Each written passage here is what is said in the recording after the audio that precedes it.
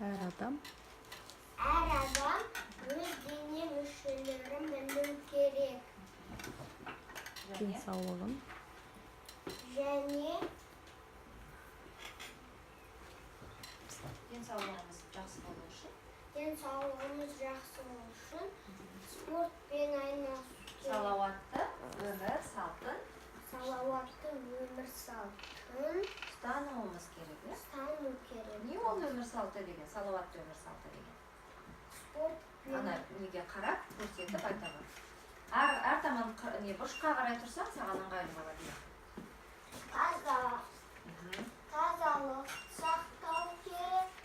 Спортпен айналысу керек. Дене шынықтыру Денені керек. шынықтыру деген не? Қалай түсінеміз? Суық суға түсіп, денені шынықтырамыз. Дұрыс тамақтану керек. Дұрыс тамақтану дегеніміз не? Дұрыс үйге келген соң столға отырып, дұрыс тамақ ішу керек.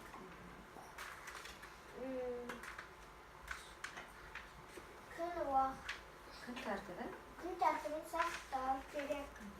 Күн тәртібін сақтау деген. Таңертең тұрып, спортпен айналысу керек. Спортпен Күнде таңертең жаттығу жасап тұруымыз керек. жаттығу жасап. Бетті қол жуу, таңғы тамағын жеу, мектепке бару, ойнау, тамағын жеу, сабағын оқу, кешкі тамағын жеу, тісін жуу, аяғын жуу, Жатарда. жатарда ұйықтау керек. Осы әрекеттерді күнде бір уақытта істеп тұруымыз керек екен, е? Көтеріңкі күн жүру керек. көңіл күй Ол не деген сөз? Күнде күліп жүру керек. Ол бізге не үшін керек? Күнде күліп жүру. Жақсы ойды ойлану керек.